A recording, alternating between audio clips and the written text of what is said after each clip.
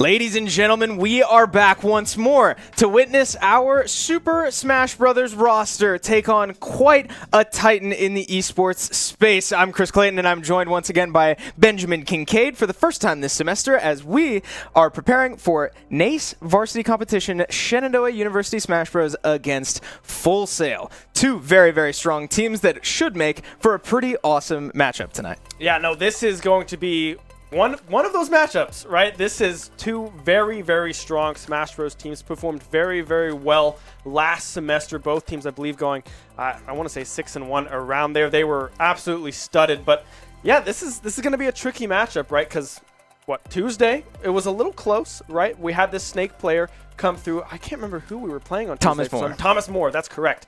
Thomas More, and it was close all the way through, right? I mean, Willy had to go up against the Snake, and the Snake kind of was able to dance around him a little bit. Willy being one of, if not our best player right now for the squad, but a lot of people stepped up. I mean, we saw Kipp go 9-3, we saw David FarRhombus go 9-3, so I don't know how it's going to go and pan out today, but hoping for an SU win. Yeah, we'll take a good look into all of that. We'll preview the matchup before we get into it, but I do want to take a moment to take a look at our schedule for the week and why we're even here at all. On your screen, you will see how we got here, right? Monday, Tuesday, Wednesday competition now behind us. You can take a look at all that. I'm not going to walk through all of it, but most notably that Varsity Super Smash Bros. Win over Thomas More just on Tuesday. A bit of a nail-biter there at the end, even though the scoreboard says 2-0. But that brings us to today. We do have 3 different competitions going on in our arena tonight. Varsity Smash Bros. Against Full Sail up top. There will be what we bring you on your screen here. But the Academy Smash Bros. Roster is also playing in their first NACE competition here tonight against Mary Washington. So we wish them good luck, and we will do our best to provide you with any information you may need to keep up with them. And then we've got Varsity Rocket League taking on their opponent in the NECC competition. So we'll keep you up to date with all of it. And then tomorrow, one more matchup. If you would like to drop us a follow and make sure you don't miss it, I believe that was Overwatch. Yes. We'll have their first stream of the semester if that's more your forte. So with all that behind us, yes, drop us a follow on whatever social platform you're watching this on right now so that you can tune into not only this week's broadcast, but all of them in the future, because we have a lot going on here and we've got plenty of competition left. So with that behind us, let's take a quick look at tonight, because Full Sail, like you said, very, very strong opponent. Very strong roster, very strong players. The difference between tonight and Tuesday was Thomas More had a very strong player. Yeah. Singular, not an S on the end of that. Full Sail has very strong players, and that's exactly what led Shenandoah to success in their semester last year. So take a look on your screen, right? 2 6-1 records. You said it. Both very dominant teams. Full Sail dropping a couple extra games, but you certainly can't be picky when you're winning 12 of them. I mean, that is impressive stuff. Yeah, I mean, it was pretty much domination throughout the entire semester for both of these squads. I mean, the game records 12-2, 12-4, only dropping 2 extra rounds on the side of Full Sail.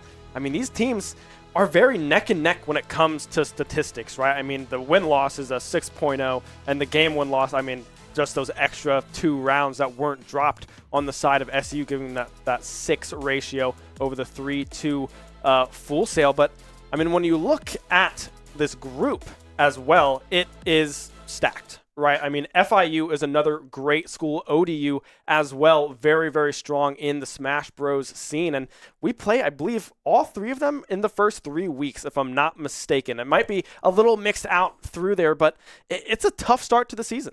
Yeah, undeniably a tough start. And this is what Shenandoah went through last semester as well. They had a pretty front-loaded schedule up until playoffs, and they did end up dropping their first 2 games in NECC. Mm-hmm. NACE was different, I believe. Yeah, we finished 6-1, and I don't remember when that one loss was, but point is, Shenandoah is used to pretty front-loaded schedules, and they know how to overcome adversity early. I mean, it's a scary thing to find yourself in a bit of a hole before you're ready for it. But speaking of facing adversity, right, we do have one of the players that we'll be seeing here tonight, Willy, standing by out in the arena, and Molly ready to talk to her. So we're going to throw it out there so you can hear it from the players themselves. Okay. Thank you so much, Chris and Ben, for throwing us off to the interview here. And this is kind of one of our favorite parts of the broadcast, because we get to hear from the players directly themselves before we head into our game. And we already got a little bit of a look at our Super Smash Brothers team on Tuesday, right, Will? So we're going in on Thursday, your first NACE match of the season. How are we feeling about today?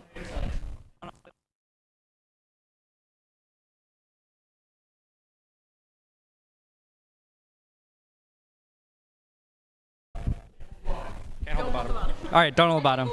Technical difficulties on my end, but we'll move past it. I was talking about a little bit of this team. I think we have a lot of potential going into the season.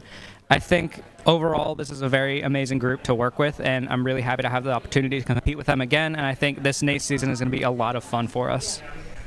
And I wanted to touch a little bit on the NACE season specifically because you guys did so well last year. You were Chesapeake Conference champions in NECC. You had a very tough bracket heading into that. And now in NACE, your division, to my understanding, has taken quite a step up from last year. And tell me what it's been like preparing for these first couple of games that are a lot more difficult.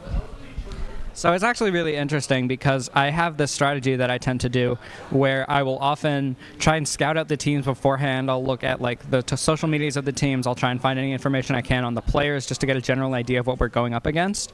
Most of the time in the past, this has just sort of been something I do, something that generally isn't that influential to how we understand how the match flow will go. But because of this season, we have teams that are of the caliber that they are, like Shawnee State, FIU, and then Full Sail, who are playing tonight. I think that aspect of like knowledge of what they're doing beforehand is very important in terms of like how we're going to feel going into it, because confidence ends up becoming such a huge factor in whether or not we're able to make these insane comebacks and upsets. Yes. And I know that these, as you said, these first couple of weeks tend to be, these are going to be the more challenging ones, and then it gets a little bit easier going ahead from what I was seeing, but yeah, we're going to go ahead and see. Because Full Sail, I think, just historically had a great Super Smash Brothers team to begin with. And I know that we've had, for your roster specifically, I know David came in at the end of last week. It was a bit of a scare from what I heard. I overwatched practice, so I couldn't watch. But I heard a bunch of people tell me that, like, hey, we had 2 people go into 9 stock. Kind of got down to the last person. What are some things, as I know with last week, we were talking about confidence. How does that really affect how you approach a tough matchup like this one? I think for the team, ultimately, it comes down to if we're on the receiving end of like an insane amount of momentum from their end, it's about us sort of getting back into the position of knowing we're still up. This is nothing to worry about, because if we let that get in our heads, obviously that's very much so a bad thing, and it leads to things going downhill, snowballing very quickly, things of the like. But I think last game where we had to bring in David and everything like that, I think it wasn't as scary as it might seem, because even though it might have come down to like the last player when we were already high enough up, I think a lot of that was to be expected because of the roster we were playing against, the level of players that we were playing against, and because that last player in particular was so strong, I think we were all sort of expecting underhandedly that it would sort of go down to that position. But overall, it was still a great opportunity for practice to get to play a little better, to understand what teams we're playing against, and I think any amount of experience in this league is good experience. So I'm very happy that we were able to get that, regardless of how close it was. Yeah. And I'm glad that you were able to use that as a learning experience heading into your first NACE match to today. You got to go ahead, finish getting set up. We're going to go ahead, send it back over to Chris and Ben on the desk as we get ready for a Super Smash Brothers team to finish off their first game. Thank you very much, Molly. That's exciting to hear. That's a big deal, hearing from the players that was not as close as it seemed. Because and I was curious, it's to us as viewers, we don't know what's going on in the heads of the players. We don't know what's going on in that locker room, if you want to say that. Like, it's interesting to hear, they had a game plan, they stuck to their game plan, they certainly didn't panic when it didn't exactly go how they expected it to, but that stuff matters, and especially when you're on a team that can go this deep and win titles like they have, that's a big characteristic to have. Yeah, and speaking of the team, let's pull up the roster real quick, see what we are working with. It's some familiar faces, right? Last semester, it's the same 4. We got AyeJay, Kipp, Igloo, and Willy here. Igloo being our team captain on that Yoshi, Willy on that Terry Kazuya combination. Kipp, I mean, his Pac-Man is close to impossible to stop sometimes. Then AyeJay on that Falco, that coverage as well. And then we have the subs as well. We have FarRhombus on that Jigglypuff, who played on Tuesday and looked pretty darn good, if I do say so myself. Yeah, this is a little hard to describe. It's borderline deceptive, because this kind of is a fluid starting 5. FarRhombus has not always been at this level, but I can confidently say he is now, and it certainly helped Tuesday, him taking 9 stocks off of Thomas Moore in set number 2. Excuse me, but he can absolutely go in when the team needs him, and Jigglypuff is such a unique character that really does fill holes that the rest of this roster has. It just based strictly off character, right? So having a fifth player be that high quality, that proven, that battle tested, really helps a team like this. Yeah, it really comes down to matchups, right? Because sometimes FarRhombus will start the entire set. Usually we see Kipp with this Pac-Man because it's so hard to kind of play around that character as a whole. But then sometimes it's like, all right, well, we know who they're going to put in first. It's a good matchup for FarRhombus on this Jigglypuff. Let's just toss him in there, see what he does. And sometimes he comes away with 9 like he did on Tuesday, right? So this player has improved so much throughout last semester and the beginning of this semester. I mean, Igloo even mentioned that, yeah, this player is pretty interchangeable anywhere in our lineup. He can really hold down the line when it really comes to it. So it's really exciting to see that fifth player have this much impact on our team. Yeah, it's a pretty cool environment too. You just saw out in the arena, right? We mentioned earlier that we have a lot of competition going on here, but namely, our Academy Smash roster is competing at the same time tonight. So the Smash stations, the fighting game side of the arena is pretty crowded right now. Yep. But you got to think that the atmosphere is going to be pretty electric out there as well, because everybody over there knows what they're watching, right? Yeah. You've got Smash players sitting all around you rooting for the same team. So it's going to be a fun night tonight. I really think so. But so let's talk a little bit about Full Sail's roster. This Willy kind of alluded to this. We certainly try our best to scout opponents just as much as the teams do.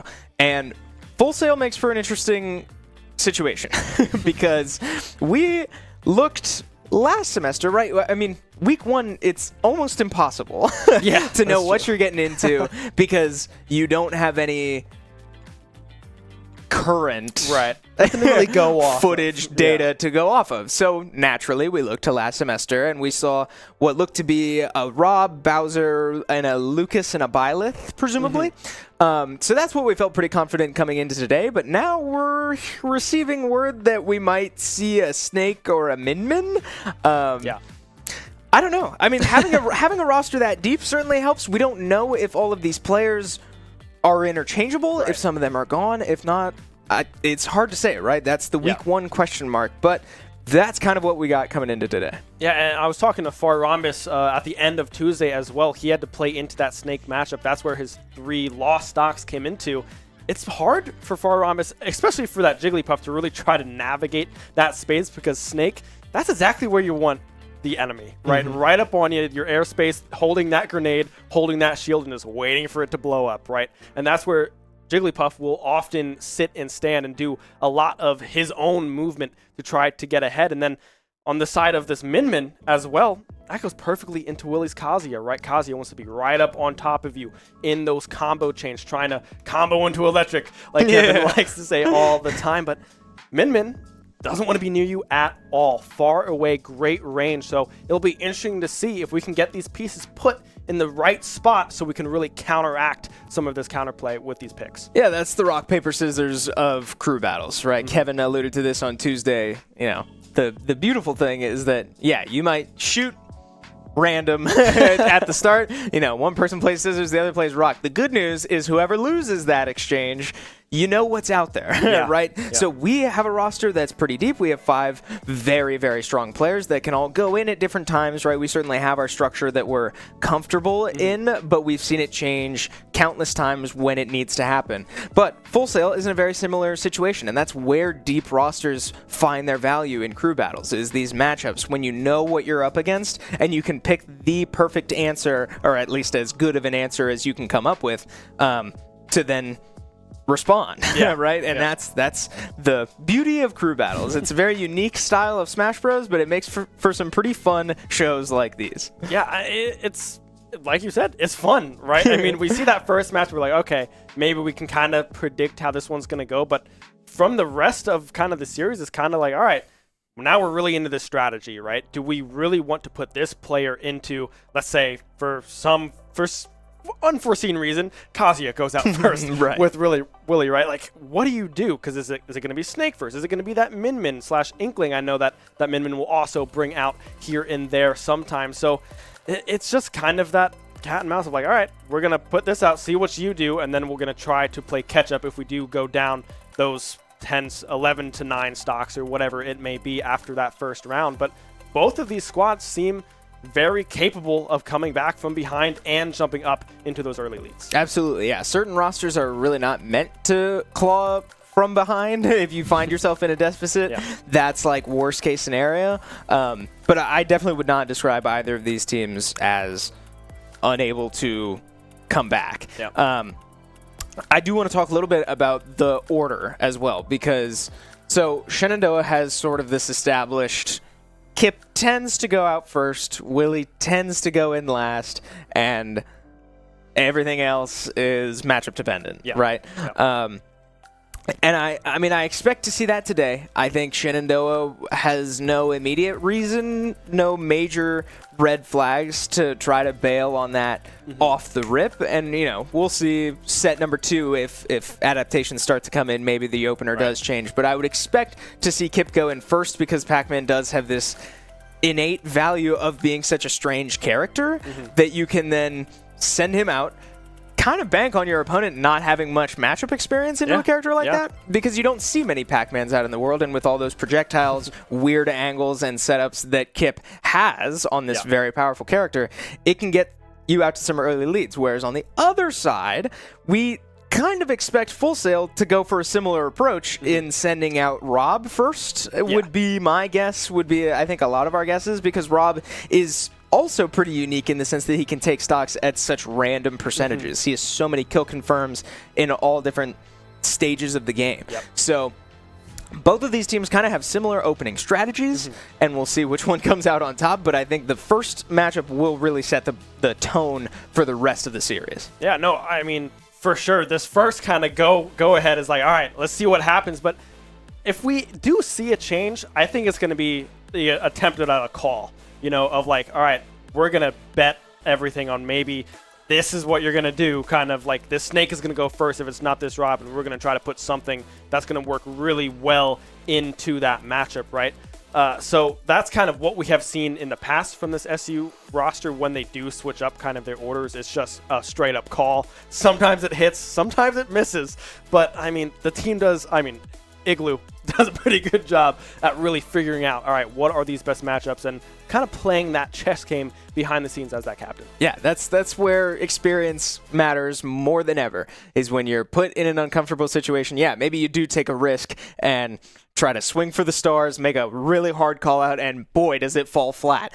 And that's where you got to have somebody on the team in the room saying, all right, hey, this is fine. We knew that this was a possibility, even though we didn't want it, but we were ready for it. And here's how we're going to get out of it. We saw that on Tuesday with Igloo on the Yoshi really coming in to save the day, although now we are hearing from the team that there was never any alarms going off, and that's totally fine. But point is, experience matters, and this Shenandoah roster has a lot of experience, and you'll see it on your screen, right? I mean, this is a big matchup for these players, but they got smiles on their face. They're ready to get into it. We're ready to get into it.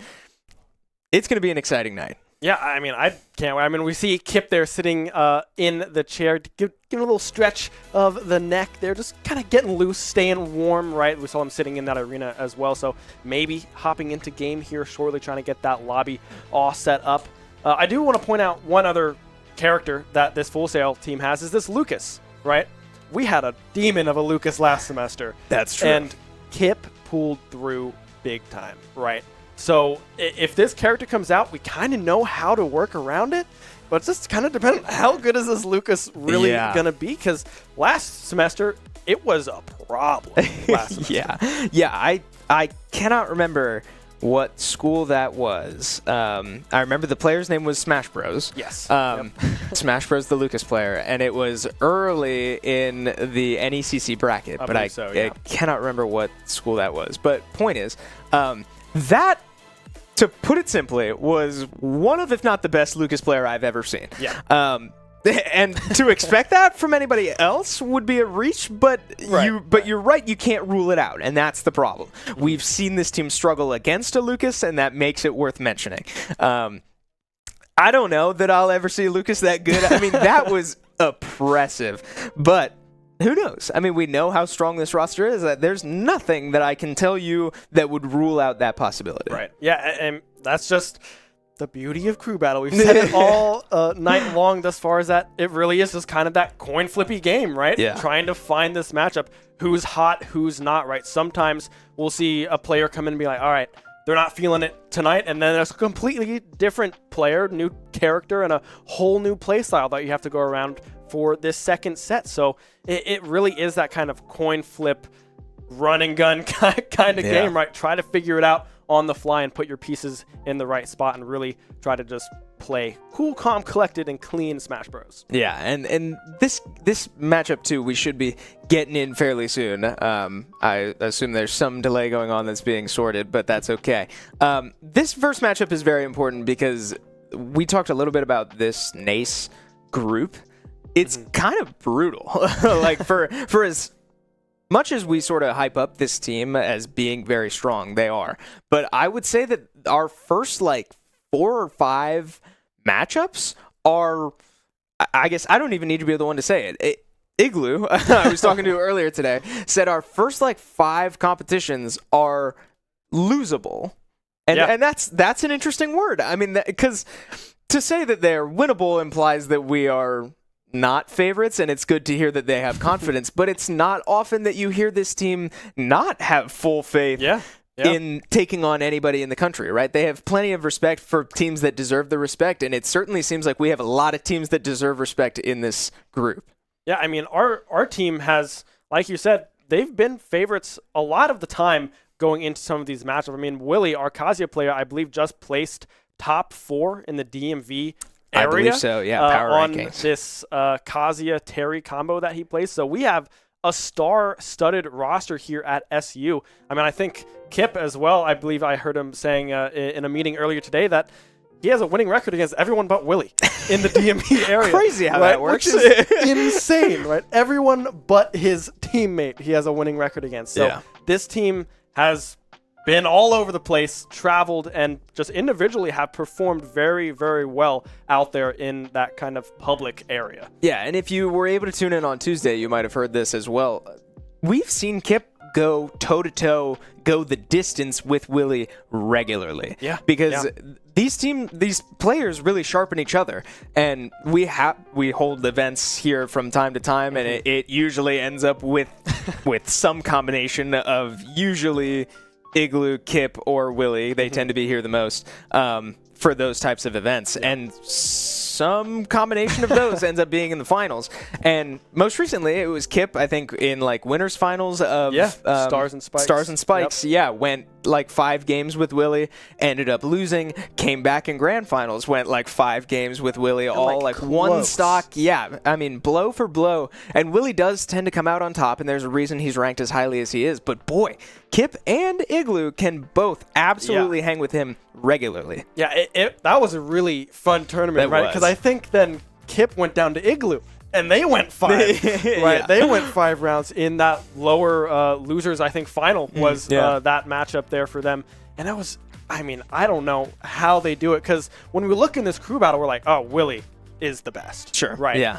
Tends to be. When you put them together up against each other, it's kind of a toss-up. We don't really know who the best player at this point is on this roster, because anyone on any given day can show up and absolutely blow us out of the water. Absolutely, yeah. And that helps with characters as well. You know, these characters interact with each other in different ways than we tend to see in the crew battles. But the point is, the takeaway that you should have is that these players are sharpening each other all the time. Yeah. And it's making this team reach new heights, and it's very exciting to see. I do believe I saw us go into a button check, so we should be getting into game here soon. We appreciate you bearing with us. It looks like we might have another issue on our hands, and that will get resolved whenever it gets resolved. But hang tight with us. Be sure to drop us a follow again on all of our socials. Do we have any updates? I'm going to ask production if we have any updates on the other games that I could maybe give you. But while we wait for this Smash series to start, because it is 7:15 at local time, so we should the other Smash series should be underway. But yeah, so we'll get you into game as soon as the players are ready. But yeah, I mean, hey, the academy team as well, just real quick, has been looking pretty good That's as well, true. right? Yeah. I mean, they have this Cloud and Sora player that he's been working on as well. I mean, I saw Igloo and him going at it with this Yoshi-Sora kind of matchup, right? So they have been looking very, very strong. Those players, very good. Let's see. I think they have the Me Brawler on there as well for some of that more fun online environment type of stuff. But yeah, I mean, the Academy Smash team, no pushover either. They've been looking pretty good. Yeah, absolutely. And we will give you all the information you need on them, but we are going to take a quick break while things get resolved here. So don't go anywhere. We'll be right back with some Smash action soon. Shenandoah University is a big little university rising. With 22 Division III sports teams, over 200 areas of study, over 300 annual performances, an elite academic esports program, nationally ranked health professions programs, one of the biggest university presences on Broadway, immersive AR and VR learning programs, cybersecurity and computer science programs, and innovative undergrad and graduate programs. all at a place that cares for you. Shenandoah University is the big little university rising. Find out more at su.edu/rising.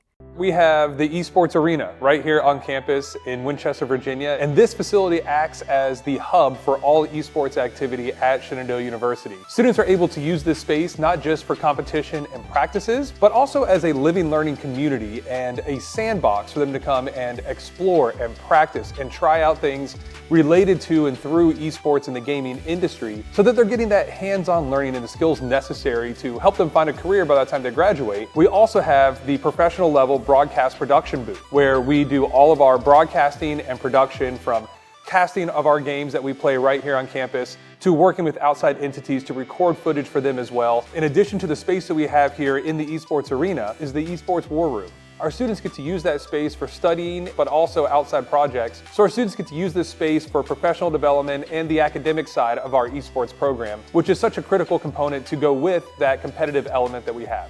So we combine all of our facilities at Shenandoah University with competition, community, and career preparation. We have over 250 days of programming, and there's something for everybody, and we want you to be part of it.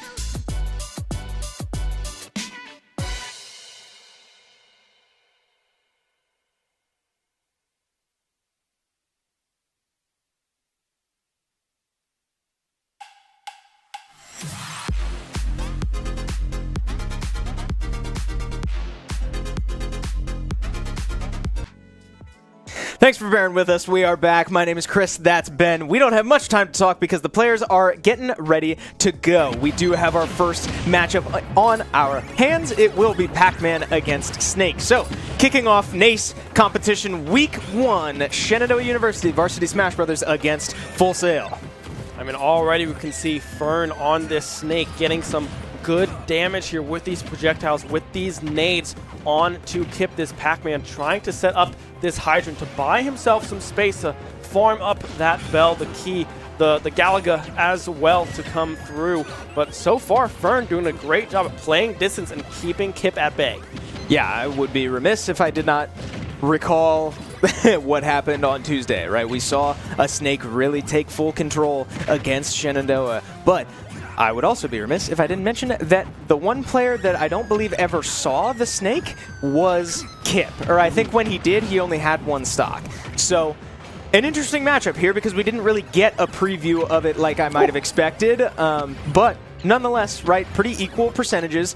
Kipp finding his way back into the game after a bit of a rough start, but looks to be kind of settling in, both of the players really settling in, getting comfortable with each other's tendencies as we look to see that hydrant's going to be a big deal, and get ready for the bell setups because that will be deadly. Yeah, the bells are now starting to come through here for Kipp, applying this pressure on this edge guard. But I mean, that Snake recovery right there is something else. One of the best recoveries in the game Snake has, and uses it perfectly there just to get up high, get back on to that map, and then continue to rain all of these explosives down onto Kipp. Yeah, part of what makes Pac-Man so strong are the bell setups around the ledge, right? We talked about it last week too. Kipp knows exactly where to stand. You throw it up, it covers your jump, it covers neutral get up, it covers your roll. What do? Well, what does Snake do? He goes high. He recovers high every time. So that definitely is an advantage for Full Sail, right? A big weapon that Pac-Man can pretty consistently bank on is not really in the arsenal anymore. So keep an eye on the recoveries and get used to Snake going all the way up to the top of your screen because Pac-Man can't really keep up in a deadly way. But the key comes out, very high percentage, but still, honestly, shockingly, not enough to kill, but the apple will finally finish the job. Our first stock is taken, Kipp, with an early lead so far. Yeah, Kipp, high percentage as well here, trying to get some extra credit on this stock. You can see the match preference there on the side of your screen there. This is how well our players prefer these matchups, right? This is kind of right in the middle, iffy spot here for Kipp, doing a great job thus far, getting some extra credit now on this first stock. 150 built up and almost 70% now on the second stock of this Snake. Yeah, it's pretty interesting seeing that matchup preference as well because, yeah, that's Kipp specifically, his preference in this matchup, right? Not Pac-Man in general, not Snake in general. This is Kipp specifically, and he feels kind of whatever about this matchup. So that's interesting to hear because these characters are pretty similar in that they have a lot of setups, they have a lot of range, they control a lot of space, but they kind of counter each other in that sense because they both have great recoveries. They both can work around the other one's setups, and it creates this kind of awkward match that we're seeing right now. This is really slow paced. Both of these players getting up to really high percents because neither one can really find a great way to finish the other one off. But a grab that high percentage against a Snake will result in an up tilt. That very deadly kick works almost every time. Yeah, but you gotta look at the extra credit built up here. This Snake, Vern, already up to 110% on this second stock, whereas Kipp just lost his third. The key getting farmed up here as well, just trying to get that finishing blow. Will be able to land it, but won't find the kill just yet. 143 and ticking on the side of this Snake, bell in hand for Kipp. There's also a C4 on that top left platform. Keep an eye on that. I'm not sure if Kipp saw it, but he's standing on it right now. He does get away from it there. Snake not able to capitalize just yet. We'll probably see that one go as the longer time it spends there, the more Kipp can catch on. Wow, the spot dodge is not enough. That interesting Pac-Man grab lasts so long that a spot dodge can't get away from it. The key lands home one more time, and Snake down to his last stock trying to claw back against Kipp, but the longer this goes, the more Kipp is the one finding percentage buildup.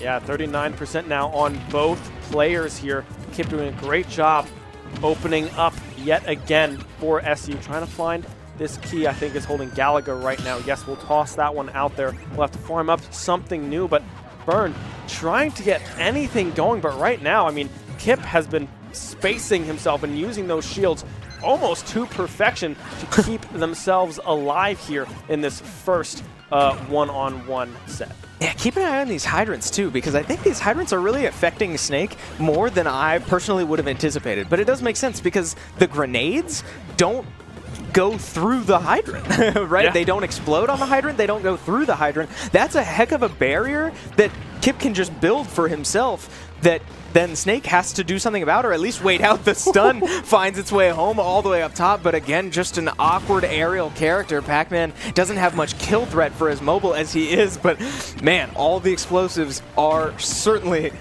coming in here. Yeah, trying to get that key before they grab that ledge, unable to do so. The recovery coming through here. The hydrant on top of the head, 178% built up on this Snake. I mean, you're telling a sneeze or a hydrant will be able to find that kill. Kipp keeping 2 stocks alive here and taking 3 from that Snake. Okay, not bad at all. That's more or less exactly what we would expect from that matchup. I think that's exactly what Kipp expected as well. That's what Captain Igloo talking over his shoulder would have expected. Not exactly the matchup we would have wanted, but not a bad matchup, and pays off here. So that was really interesting to watch. That was a very awkward game of Smash, but a very patient and deliberate game of Smash from Kipp, from both sides. But Kipp coming out on top and finding that hydrant at the end. I mean, there's so many projectiles flying across the screen, so many things to keep track of for both players that ultimately you're going to miss one of them. And a hydrant to the face finishes the job.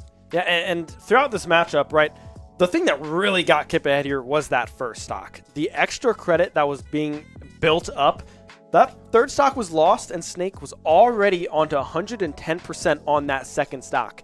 That hurts, because now you're playing from behind, and now Kipp, can just kind of sit back and wait, farm up, wait for their own opportunities, because they have this massive lead that they can really just start playing their own game and not play into the game plan that Snake wants. Yeah, so strong start from Shenandoah. That's a big deal.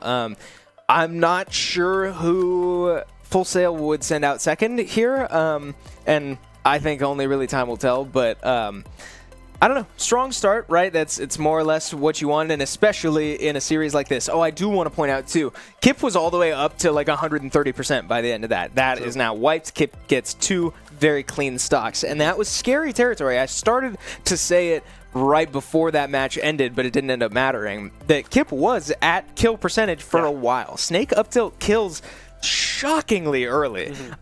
So once Pac-Man got to like 80 or 90%, Kipp did really have to start playing different and be careful because you do want to preserve that stock if you can before taking out Snake's last. And sure enough, he does. So a 2-stock advantage for Kipp going into whoever this second player is.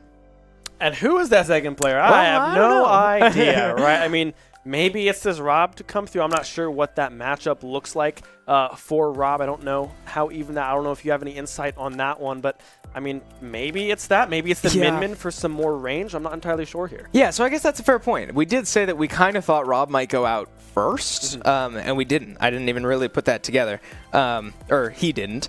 But so yeah, we might see Rob come out now and just try to sort of cheese some stocks off of the Shenandoah roster, right? If you're going to cheese stocks, it might have to be against this Pac-Man because other characters are going to struggle to deal with him normally. So yeah, maybe it is the Rob. We're expecting a Bowser at some point. I would not like that at all. I think Bowser's very fast. He's one of the fastest characters in the game, which is hilarious. But he's also one of the heaviest characters in the game. And Pac-Man can... I said Pac-Man's aerial game is awkward. I meant his vertical game. Pac-Man can absolutely carry you all the way to the blast zone, and there's nothing a Bowser can do to get out of it. So I would be shocked to see a Bowser come in right now. Min, Lucas, Byleth, kind of all could. I don't know. I do think the answer that makes the most sense to me is the Rob to try to, send out something that Shenandoah might be uncomfortable dealing with and just try to claw back in, maybe lose one stock on the way, but try to even this out. Yeah, no, I always forget about that Bowser in the back, but I think we just got word it's going to be a Bayonetta. Yeah, you might have seen me just react. Bayonetta will be the answer into this Pac-Man. Frankly, I don't know what that matchup looks like. I know Bayonetta does a pretty darn good job. It's very fast, mind you. A very fast character. And has that, what is it, the time clock, the time warp? Yeah, witch timing, I think is the official name. But it's her version of a counter. If she times it right, it slows everybody else down. Okay. Bayonetta, not at all on our radar. So, an interesting pick, because Bayonetta's whole thing is aerial combat as well. She can string together what feel like 20 hit moves and carry you sideways, upwards, into the stage, off the stage. Doesn't really matter. That's kind of Bayonetta's whole thing. So, I don't know. Oh, it looks like we might have an issue here because the Bayonetta just launched themselves off the stage. So, false alarm. We got welcome back to the booth. Yeah, probably just a quick little button check again. I believe this is a new player on a new Switch, so that's all right. False alarm, but we're all good. Not an issue here. Bayonetta is interesting. I don't...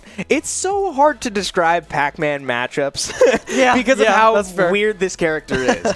So, I don't know. I expect Bayonetta to not necessarily struggle. The biggest thing will be how Kipp plays. Does Kipp decide to go aggressive, try to sort of play in the Bayonetta's face, or just sort of camp them out? Because Bayonetta doesn't have great ways to deal with distance other than the neutral B, which goes up at a weird angle, and that might not get rid of the fire hydrant. So yeah, true. I'm not sure. It'll be interesting, but I think it will ultimately come down to how Kipp decides to play this. Yeah, and with a lot of the matchups that we see Kipp play in, we see him kind of in that patient kind of play style, right? And that comes a lot from Igloo as well. Igloo is a very patient player.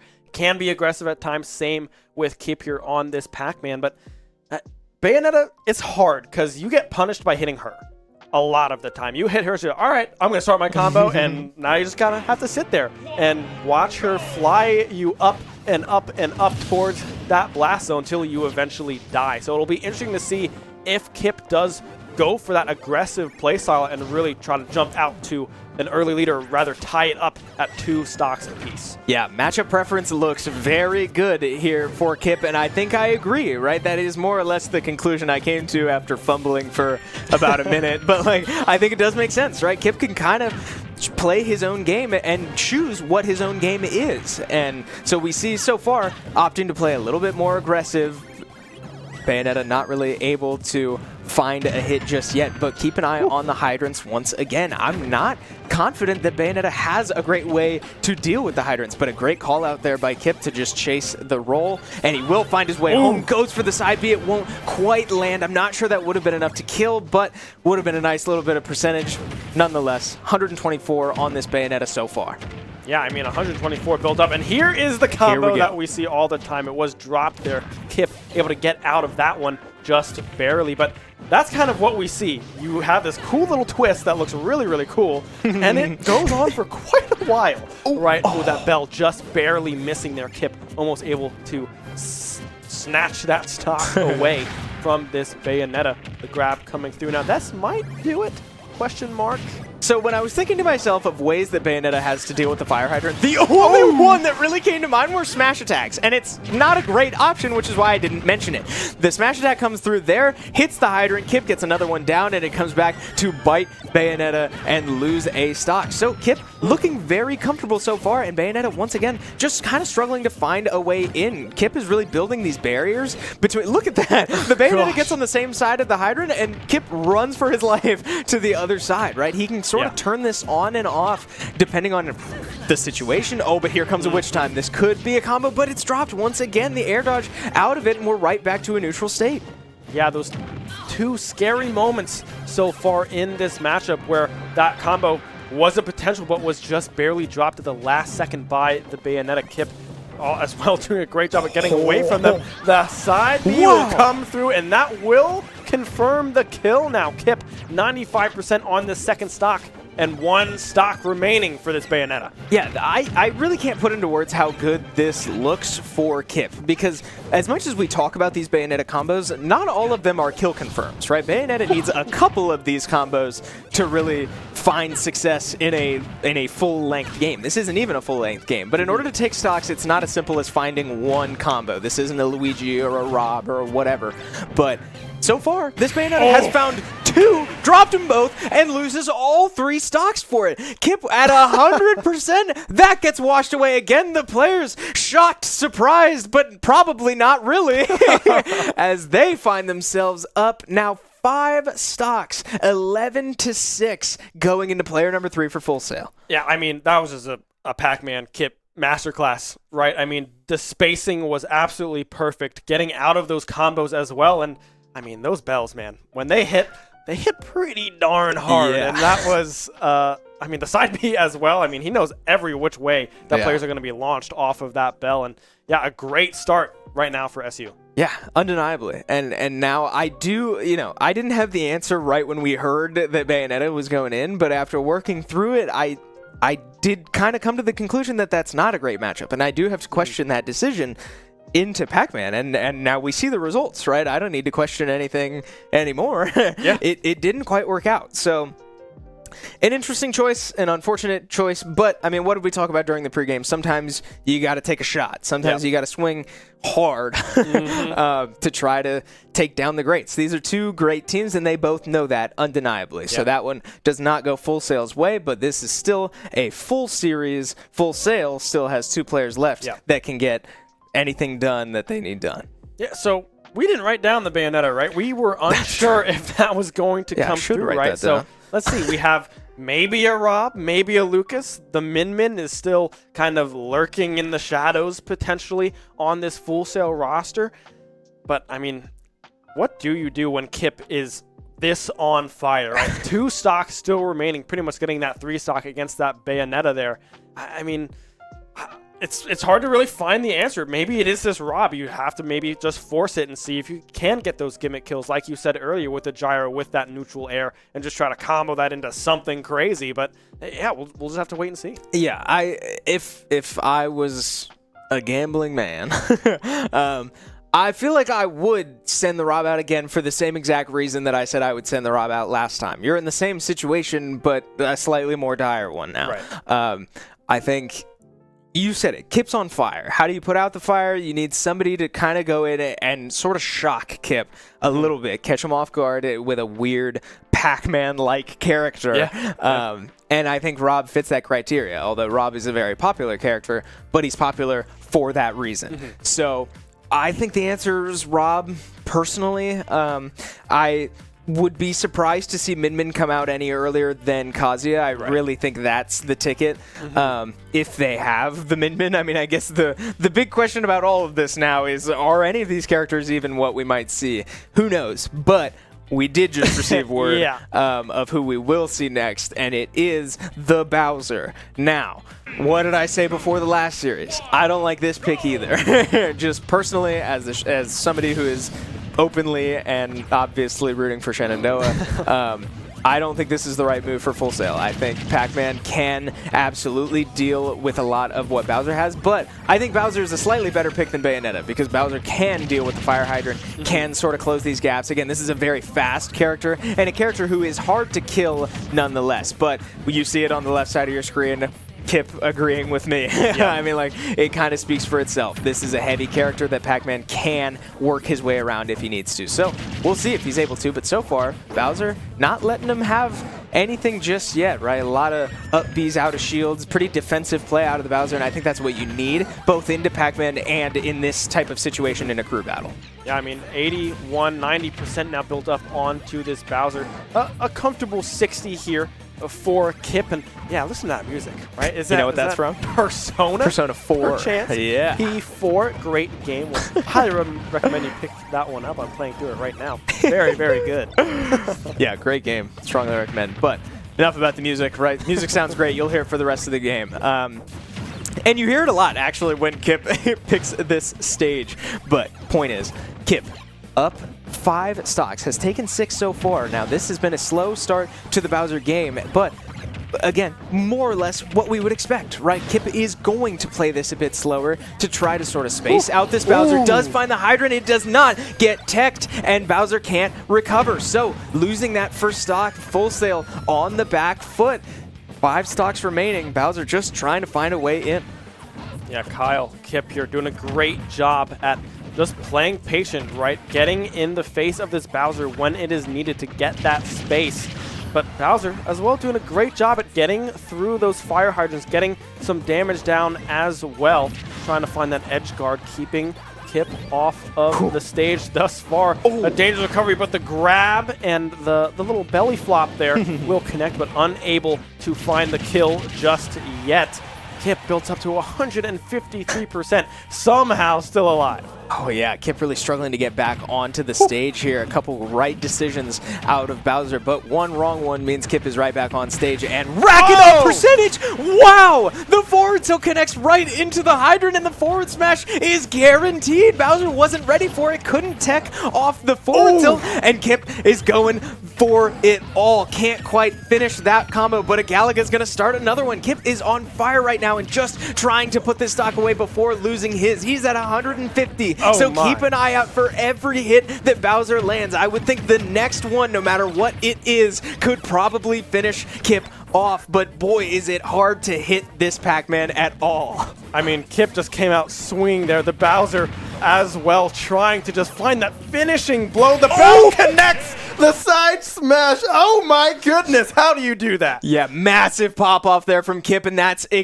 very well deserved. Insane gameplay there from our opener. Still not losing a stock since the Snake matchup. So, 130% wiped off from the Snake, 100% wiped off from the Bayonetta, and now 150 wiped off from the Bowser, and just like that, we're still at 11 stocks, and Kipp goes into player number 4 at 0% 2 stocks.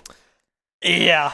That's heartbreaking. I don't even know. I mean, Bowser was trying so hard. We saw the up tilts go, trying to find that. I mean, it has a pretty large hitbox, that up tilt from Bowser. If that connected any one of those, Kipp gone. Probably. Right? Yeah. But just unable to find it. And Kipp just doing a great job at playing then with that speed and just playing that space very, very well to keep that stock alive. Yeah, and kudos to that Bowser. That Bowser did play very patient. There's a reason that game took as long as it did, and it's because Bowser did not immediately give in to Kipp's game plan, right? He was looking for the right stuff, but just couldn't quite find his way home, and Kipp gets out unscathed once more. Now, with one player left, I'm going to keep saying it because I'm on a bit of a streak right now. I did call it. The pocket pick for Full Sail that they were, I imagine, hoping to save for the Kazuya is the Min Min. We have one player left for Full Sail. We have received word that it will be the Min Min. So,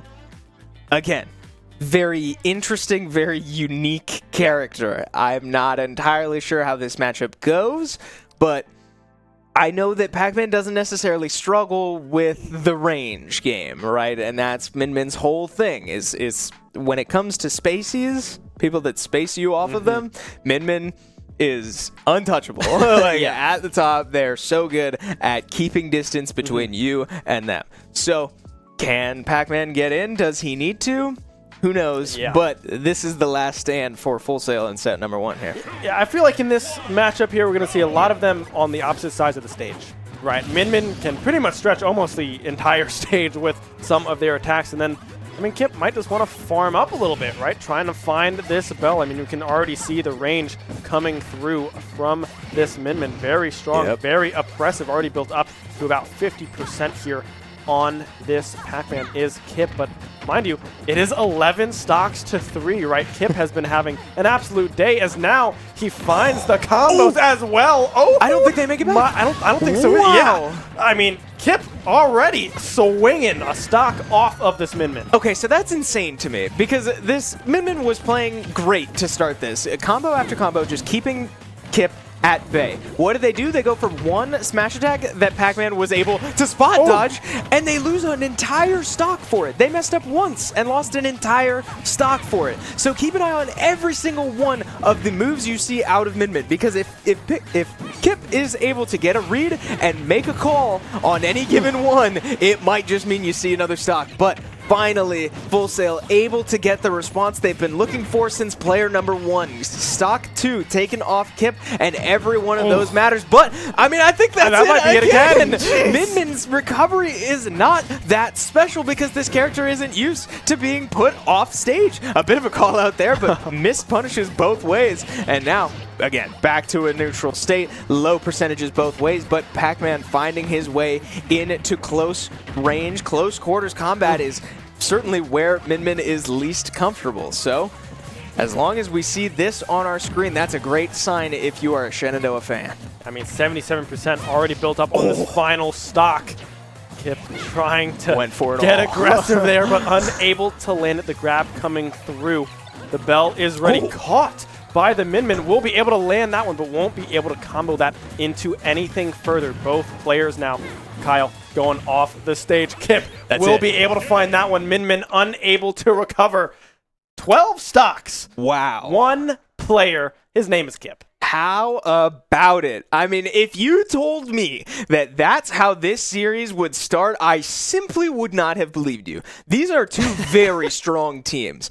And for Kipp to go and drop 12 stocks in set number 1 is jarring. So, hey, that's a great sign if you're a Shenandoah fan. Full Sail, I don't think should be panicking yet. Yeah. There were plenty of things in that set to be happy with, or like signs of light that you might be able to grasp onto in set number 2. But nonetheless, an overwhelming start from Kipp, and just no answer from Full Sail. Yeah, I mean the best matchups, right, was that anchor Min-Min and that starting Snake, right? Maybe if Snake is able to get that second stock, maybe something else happens here, right? When you have to go from that 1 into 3 stocks right off the bat there, but Snake unable to clean that one up. I believe it was that 130% that he was up to against that Snake. But yeah, it's kind of hard to, with what we just saw, man, what do you do? Yeah, and I don't know. It's easy to look back for all of these little interactions that could have gone the other way, and in set 1, most, if not all, went Shenandoah's way. Yeah. But truly, Full Sail was one hit away from taking Kipp out multiple times. So I certainly would not expect something similar to that in set number 2, but who knows? Anything can happen in collegiate Smash Bros. Crew battles. We will find out what will happen in set number 2 here very soon, but we're going to take a quick little break, and we'll see you on the other side of this quick little ad break. Shenandoah University is a big little university rising. With 22 Division III sports teams, over 200 areas of study, Over 300 annual performances, an elite academic esports program, Nationally ranked health professions programs, one of the biggest university presences on Broadway. immersive AR and VR learning programs, Cybersecurity and computer science programs, and innovative undergrad and graduate programs. all at a place that cares for you. Shenandoah University is the big little university rising. Find out more at su.edu/rising. We have the Esports Arena right here on campus in Winchester, Virginia, and this facility acts as the hub for all esports activity at Shenandoah University. Students are able to use this space not just for competition and practices, but also as a living learning community and a sandbox for them to come and explore and practice and try out things related to and through esports in the gaming industry so that they're getting that hands-on learning and the skills necessary to help them find a career by the time they graduate. We also have the professional level broadcast production booth where we do all of our broadcasting and production, from casting of our games that we play right here on campus to working with outside entities to record footage for them as well. In addition to the space that we have here in the Esports Arena is the Esports War Room. Our students get to use that space for studying, but also outside projects. So our students get to use this space for professional development and the academic side of our esports program, which is such a critical component to go with that competitive element that we have. So we combine all of our facilities at Shenandoah University with competition, community, and career preparation. We have over 250 days of programming, and there's something for everybody, and we want you to be part of it. Can't really keep up in a deadly way, but the key comes out. Very high percentage, but still, honestly, shockingly, not enough to kill. But the apple, and it creates this kind of awkward match that we're seeing right now. This is really slow paced. Both of these players getting up to really high percents because neither one can really find a great way to finish. So as the longer time it spends there, the more Kipp can catch on. Wow, the spot dodge is not enough. That interesting Pac-Man grab lasts so long that a spot dodge.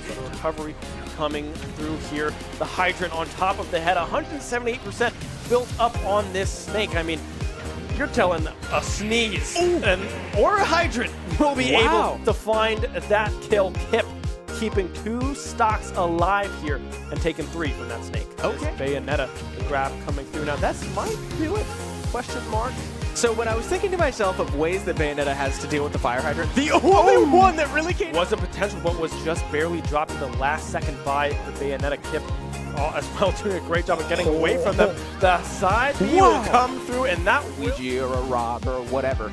But so far, this Bayonetta has found 2, dropped them both, and loses all 3 stocks for it. Kipp at 100%. That gets washed away again. The players shocked, surprised, but probably not really as a game. But again, more or less what we would expect, right? Kipp is going to play this a bit slower to try to sort of space out this Bowser. Does find the hydrant, it does not. Kipp really struggling to get back onto the stage here. A couple right decisions out of Bowser, but one wrong one means Kipp is right back on stage and racking up percentage. Wow! Well, trying to just find that finishing blow. The bell connects. The side smash. Oh my goodness, how do you do that? Yeah, massive pop off there from Kipp, and that's very well deserved. Insane gameplay there from 11 stocks to 3, right? Kipp has been having an absolute day as now he finds the combos as well. Oh, I don't think they make it back. I don't think so. Wow. Yeah. Keep an eye on every single one of the moves you see out of mid-mid, because if Kipp is able to get a read and make a call on any given one, it's the response they've been looking for since player number 1. Stock 2 taken off Kipp, and every one of those matters. But I mean, I think that might be it again. Mid-mid won't be able to combo that into anything further. Both players now. Kyle going off the stage. Kipp will be able to find that one. Min unable to recover. 12 stocks. Wow. 1 player. His name is Kipp. How about it? I mean, if you told me that that's how this series would start, I simply would not have believed you. These are 2 very strong teams. Well, on the cusp of being 1-0 in 2 different leagues, Shenandoah University Varsity Smash Brothers is looking real hot to start their season. Chris Clayton joined once again by Ben Kincaid. We just watched Kipp 12 stock, a very strong Full Sail team to open their NACE season. Yeah, Kipp looks good. Right, he looks pretty darn good. We have the graphic here ready to go for you guys. I'm 12 to 2. Yeah. Hello. I mean, need we break this down anymore? Like, we all just watched it, and if you're tuning in now, guess what? You didn't miss much. I hate to say that, but like, Kipp went in and was absolutely surgical. He played 4 weird matchups. I'll say weird matchups, borderline perfectly, and only lost 2 stocks in the journey. So, if you're Shenandoah, I don't think you change a thing. I don't think there's a reason to, and frankly, I certainly hope they don't change a thing. Yeah. But if you're Full Sail, I don't know that you change your opener either. Like, the Snake matchup, in my opinion, was the best of the 4 that we saw in terms of chances to take stocks off Kipp. I really do think you want to save the Min Min for the Kazuya if you can, right? I'm kind of ruling out Min Min as an opener because I think that's way too aggressive of a response from Full Sail.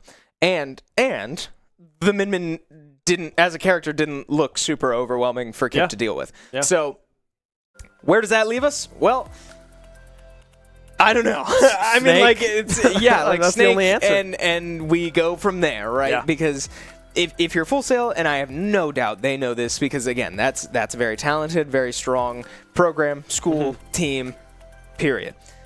I have no doubt that they are not panicking, not stunned just yet.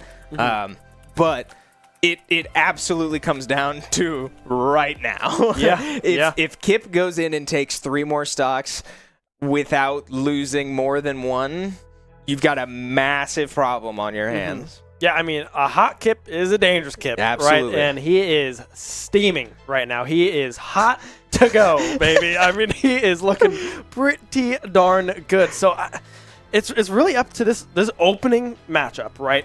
I think it's got to be Snake. Yeah. Snake looked like Kipp kind of couldn't get into range, get into what he wanted to do. Seemed a little bit uncomfortable with that matchup, right?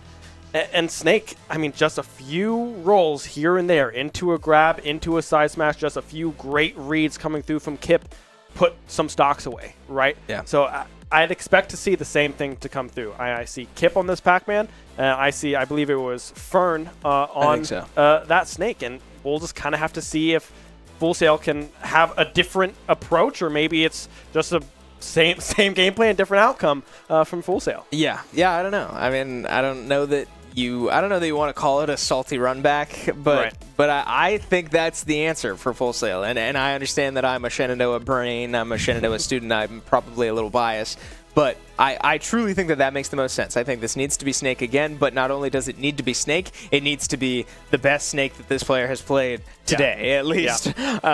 Because, I don't think Full Sail can afford to let Kipp get rolling even just a little bit again. Willy said it in the pregame interview. This is a pretty momentum-based team, but it doesn't take much for them to get going, and they will take it and run the whole distance if they can. So, set number 2 underway on your screen. Kipp and Fern, exactly what we thought would happen is happening, and what I think needs to happen if Full Sail is going to try to come back in this series. And we can already see Kipp here trying to farm up those keys, farm up those bells, and kind of get that long-range damage. The Hydrant as well, rolling the way of that Snake, but unable to connect. Kipp again playing a patient game style here, really utilizing the space that he can really... Oh my... Okay, I thought that was about to be something crazy with that bell. He does have it up and ready again, so maybe if he hits that one, the Snake could be in trouble here at 105% for Fern. Yeah, so it feels like it's been forever since we saw this matchup last, but this is more or less what we saw last time as well, and I think that's totally fine. Both of these players are going to sort of set up and play their game. Snake can't get through the Hydrant very easily without the Nikita missile, so, and that's a massive commit. So, a bit of an awkward situation. Both characters with amazing recoveries. Both players struggle to punish the other player's recovery. I mean, we're right back to square one. So slow game, right? Strap in. We're going to be in this matchup for a while. Snake up to 130%, getting pretty close to losing that first stock if Kipp is able to get in at all. The key finds its way through the hydrant, 150%. Every little bit counts because we are going to go to high percentages. I mean, yeah, 161. Kipp trying to farm this key, the apple as well. The grab will come through. That might do it with the hydrant landing on top of his head. One stock down. Kipp 72% left on this first stock. Wait, that was sick. Yeah. That was so cool. Kipp dropped, I think it was an apple or some fruit onto the hydrant to get it bouncing, and he went up and found the grab. He hasn't gone for a grab all game, so a big mix-up. I thought he would just get the kill off the grab, but in comes a hydrant just creeping its way on the screen. That was an awesome setup. Kipp continues to blow my mind with how many different ways he can set up kills, but man, that was an awesome way to start set number 2. And now, once again, we find ourselves in a similar situation to set 1, right? Kipp finds the first stock and is now finding all the extra credit he needs to pull ahead. So, I mean, if you're going to kill the momentum, it needs to happen now. Finding some percentage is this Snake up to 100%. Goes for the up tilt. It won't connect. The jab reset won't quite work just there. Snake able to get out of that combo with his life, but man, I mean, both players just going blow for blow. Oh! The bell comes out once again, and this is a bad sign for Full Sail. 2 stocks up. The jab reset instead of the up tilt might not have killed at 100, I'm not sure, but 130% on Kipp, hasn't lost a stock yet. This is bad for Full Sail. Yeah, and this is exactly what happened at the beginning of the first set. That first stock extra credit coming through from Kipp. This time, it ends in a stock.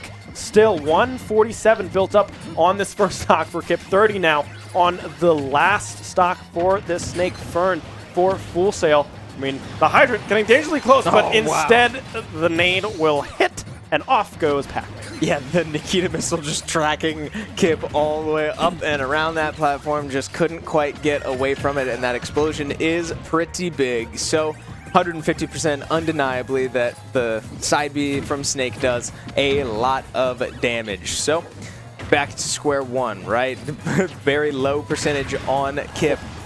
But, I mean, you got to think, like, if you're the Snake... Oh, wait, what? Did he blow up his own C4? I think he did. Oh, no, that is disastrous for Full Sail. I mean, okay, fair enough. All right. Kipp walks out of matchup number 1 with 2 stocks again, and oh no, deja vu, here we go again. We're back on the reaction cam, watching the team celebrate as they are in prime position to go win set number 2 if this trend continues. Well, right back to where we started, right? Yeah. Kipp, 2 stocks remaining after that Snake.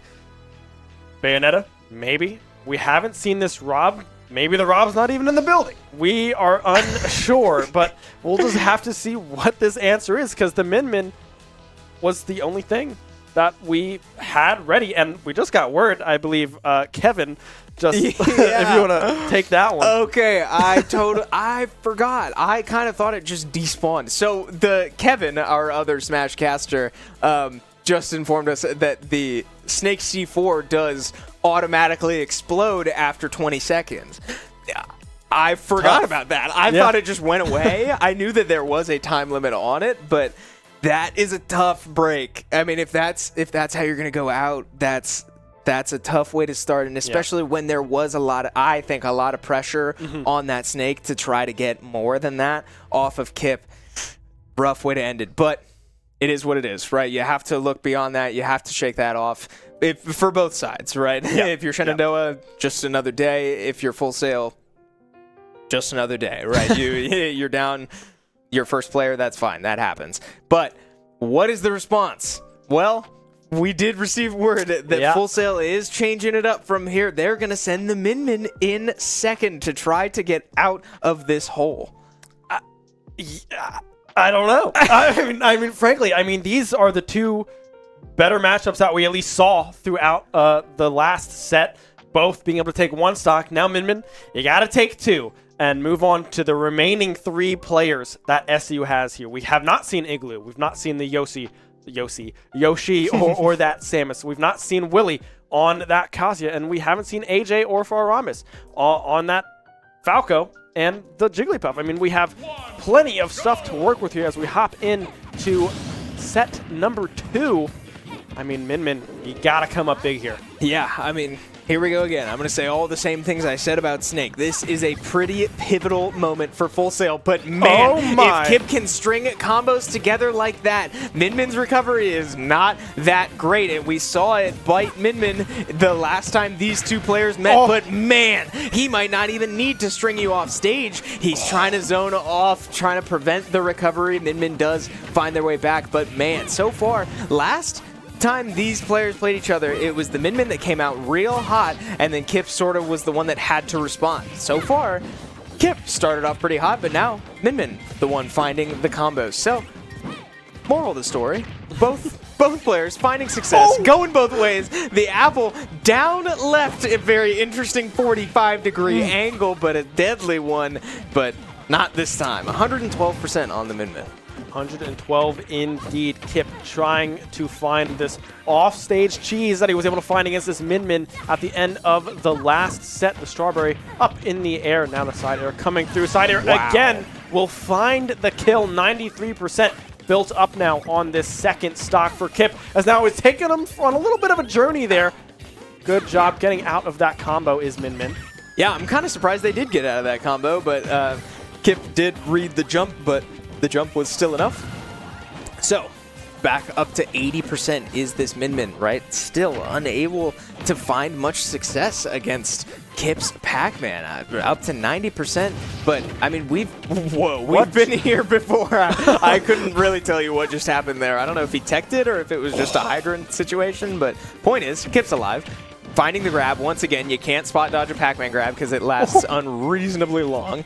And I mean, 2 stocks to 2 stocks, not what you would have liked if you're Full Sail, right? You made a decision to send out your anchor now to try to find the answer for Kipp.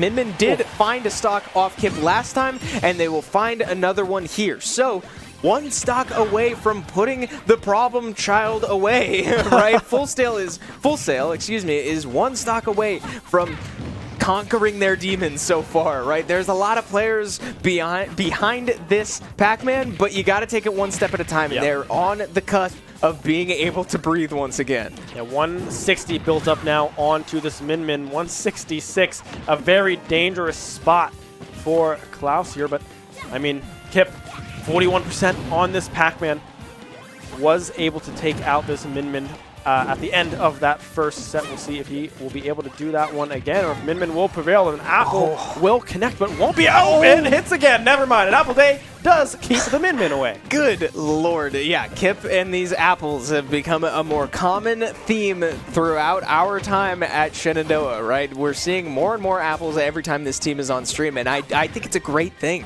That apple is shockingly deadly, and obviously we only see it at pretty high percentages, but the fact that the apple can just outright kill and not even like set up for a combo that kills is pretty overwhelming, because that thing can go at some wacky angles. We saw it go 45 degrees down and off stage, and a lot of players would not be expecting that. But man, the apple's a great fruit that Pac-Man players, at least I don't see used very often. Yeah, no, I mean, Kipp has done a great job at really utilizing and understanding everything about this character. I mean, he's played it for quite a long time, the recovery coming through as well. Pac-Man with one of the best recoveries in the game as well, alongside that Snake. Key up and available, will connect. Min is in a dangerous position, and that will just be it. Kipp again surviving through the Snake, through the Min. 1 stock left. Yeah, I didn't really get to talk about it because I was busy yapping about apples, but the Min did a great job there of sort of clawing back, getting Kipp up to a high percentage on his last stock, but just unable to finish the job. That has been the story of the day so far with Kipp's Pac-Man. Is getting so close, but not close enough. That's another 100% wiped off the board that Full Sail does not get to hold on to. And what? We're up to like 450% total now that Kipp has racked up and washed away by winning games. That sort of stuff is what wins you crew battles, and it's exactly what we're seeing work out for Shenandoah right now. Yeah, that's a great stat, actually. I'd love to see, like the men left on base in baseball. Like, I got 11 runners left on. Yeah, 400% left on percentage. Like, that is tough because that's a lot of percentage, right? You're always this close to closing out that stock, but just barely unable to capitalize. And, I mean, that's props to Kipp from being able to avoid the killing blows, those combos from these characters. And we just got word. We got a new one for you guys, Chris. One more mix-up coming our way. Okay, so Full Sail has committed to their third player being a Ridley. Unsure if this is a player we've seen on a different character or just an entirely new player, but Ridley's interesting. Ridley's a weird character. I mean, I need to stop saying that. I feel like I've said that about everybody we've seen today. Ridley is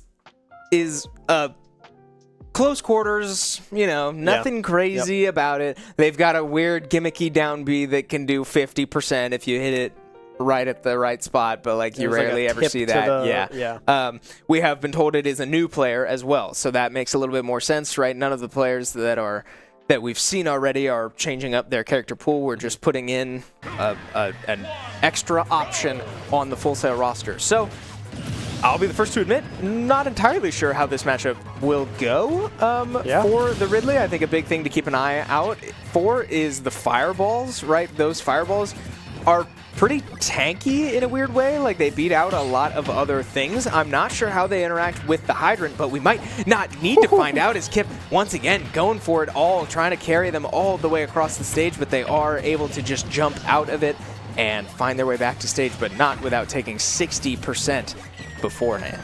Yeah, Kipp doing a great job again, just getting this early pressure, this early percentage built up. It's going to be Gogo, the new player coming in for Full Sail here. Great job utilizing that fire hydrant for some protection, farming up that bell. The side smash coming through, but Ridley's a pretty heavy gal. Gal? I think Ridley's a girl. I think so, yeah. I'm pretty sure. I don't know. I've never played the Metroid games, but wow, Ridley does recover from that one, but not for long, as the bell is ready. And when is it not? Kipp always with the setups to deal with trying to come back to stage, right? All of your options are consistently covered, and that's what makes this Kipp Pac-Man so overwhelming. It's what makes Pac-Man so overwhelming as a character, right? The moment you're off stage, you're in so much danger.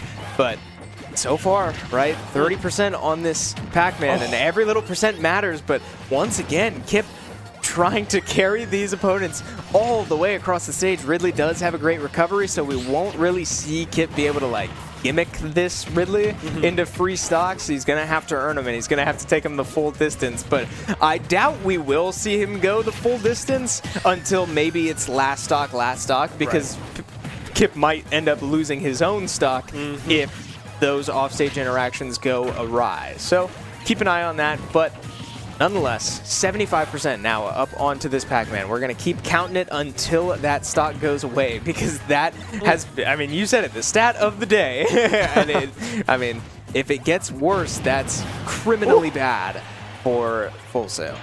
138% built up on the second stock. 100. Oh, that might do it. Oh, he's still alive. All right, Kipp. Well, I think he's fine. I think he's good. I think he gets the recovery all the way through here somehow. I mean, that was pretty darn close, and now the Ridley finding themselves in a little bit of a precarious position. The hydrant will finish the job.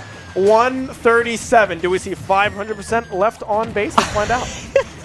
Who knows? I mean, this is disastrous. This is, I don't know, worst case scenario for Full Sail, because it's so rare that you see this happen as many times as it's happened.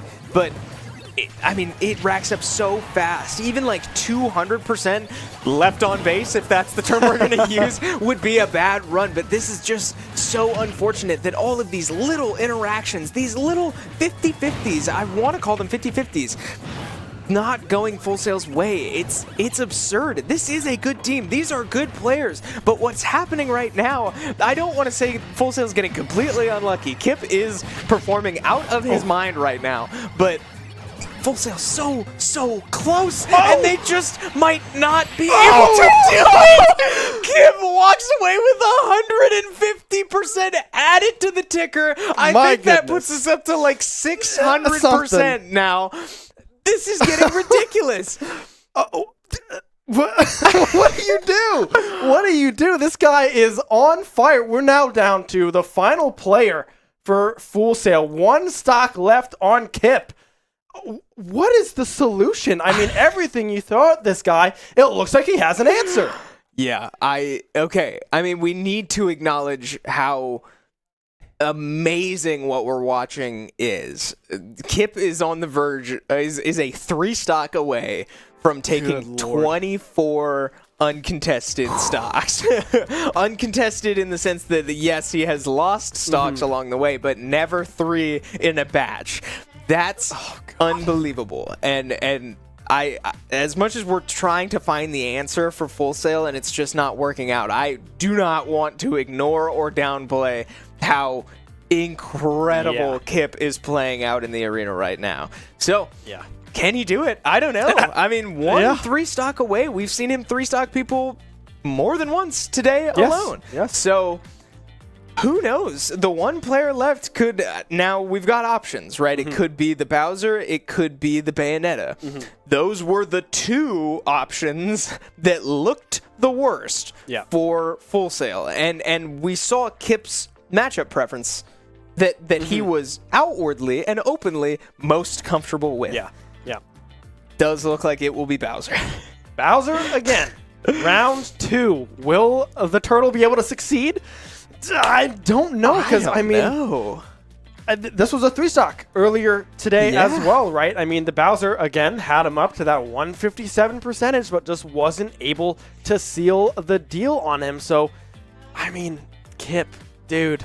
I don't know. I mean, I definitely would not want to play you right now, that's for sure. Yeah, so, okay. I mean, 1 shot left for Full Sail. 12 stocks needed to stay alive in this series, but if I'm Full Sail, if I'm any of these players, I'm not even looking at that. You've got 1 stock ahead of you, but that's what you need to be afraid of. Wow, well done, great patience out of the Bowser to not bite, not jump, and is able to recover. That could have been a disastrous start, but enough about that. Bowser does find his way out of it. Congo looking to do the impossible and go 10 stocks in a row. But, I mean, what was I saying? You've got 1 stock ahead of you, and that's the only one that matters. Get this Pac-Man off screen. Yeah. I mean, already 116% built up onto this Bowser. Bell in hand. Won't be able to connect with that one just yet. Doing a great job at getting rid of that hydrant pretty much immediately. Neutral are coming through just to try to buy a little bit of space.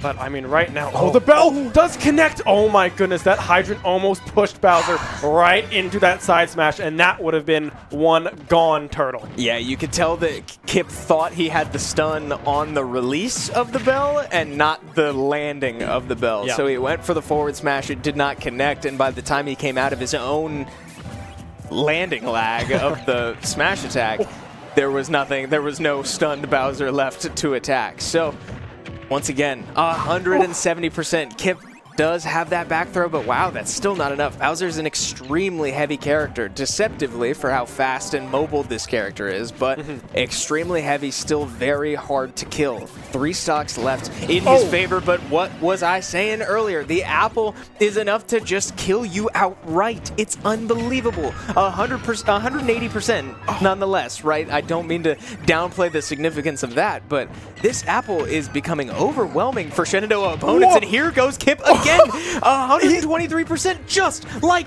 that. Full Sail cannot find the answer. Congo just trying desperately to take 1 stock off this irritating Pac-Man.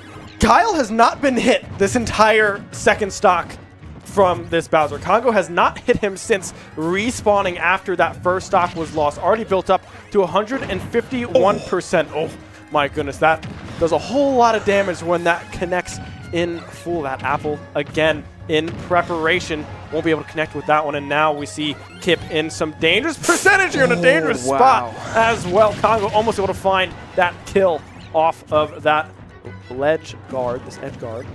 Yeah, great option there from the Bowser to cover the ledge with the up B, but out of options there. Not sure what he could have done that time around. Had to spot dodge the fruit and gets caught with the down air.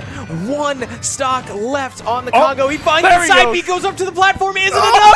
It's not! Kipp is still alive. Any hit should do it from here. Bowser hits extremely hard. He gets caught in the side B once again. Center stage, though. He didn't go to the platform. It's not enough. 156%. Can Congo finish the job? Can Kipp get 24 stocks in a day? Oh my god. The air is surely tense. that's it. Oh my goodness. Enough. The up B is not really a kill move. It's extremely safe, but that should do it. The 2-frame at the ledge will finally finish the job. Kipp falls one short of an incredible statistic, but incredible nonetheless. 23 stocks on the day for that man on your left. I'm speechless, honestly. Wow. I mean, he was framed like so gosh darn close. 3 kill sparks. None of them finding the kill on that last stock as well. Wow. Like, I mean, everything was just all Kipp's way today. Yeah, somebody's got to fly Kipp out to Vegas because he's a lucky man. Yeah, I mean, this is just his day. He played amazing. That was incredible Pac-Man performance, but as well, great patience from the Bowser, right? We saw it the last time. I mentioned he did ultimately get 3 stock last time, but I pointed out that like there were good signs from the Bowser. He knew what he needed to do. He just wasn't able to do it last time around. He is able to get it done this time around, but again, not without losing 2 stocks along the way. So 9 stocks ahead of him with 1 stock left. This Bowser has a tall mountain to climb, but that's the task in front of you.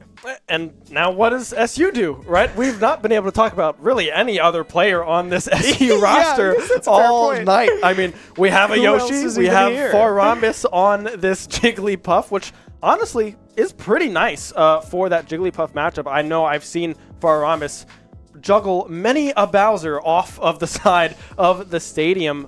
So we'll have to wait and see who we put in here. Maybe it's Igloo on that Yoshi just to wrap it up. I mean, because the aerial game of the Yoshi as well, it's pretty darn strong into the Bowser. I mean, we have that's just Super Smash Bros. Versus Super Smash Bros. At that point, right? Yeah. I mean, that's pretty fun. Yeah, so we are receiving a bit of an early glimpse into the matchup. It will be Igloo on the Yoshi to go in and try to take care of business for Shenandoah, finishing set number 2, trying to get 1 stock off this last Full Sail player. Can he do it? Well, he's a bad man. He's ice cold. Igloo does not feel stress in these situations. So 2 days ago, he went in 3 stocks to 3 stocks against the best player on Thomas Moore's roster. Came out the victor with 1 stock left. With 1 stock ahead of him now and an opportunity to be 1-0 in NACE competition, can Igloo take care of business against Congo the Bowser? Here comes the first combo of falling up air into plenty more. 65% just like that. That tail hurts more than anything else Yoshi has. The back air trying to land but can't quite find it. 80% on the board for Congo the Bowser. Yeah, I mean, already trying to get him off stage, trying to find that side air as well. I mean, Igloo doing a great job at finding these juggles. Already up to 101% is this Bowser.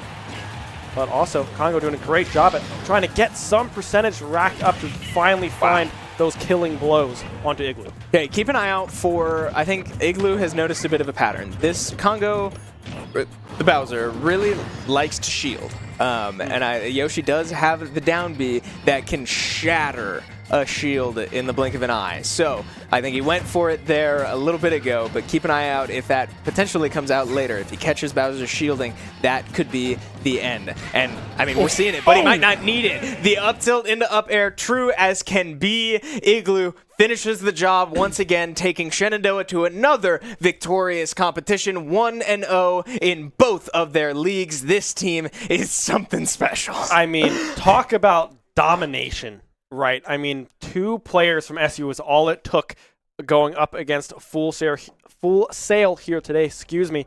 And a lot of that, I mean, you only needed the other player for one stock. I mean, Kipp, if there's anything we know about this SU roster is that Kipp, when he's on, he is on. And you saw it in prime form here today, 23 stocks from Kipp, this Pac-Man. I mean, what a performance. Yeah, 23-5 would be the final record, losing 2 stocks in set number 1 and 3 in set number 2. An all-time performance, certainly career performance out of Kipp.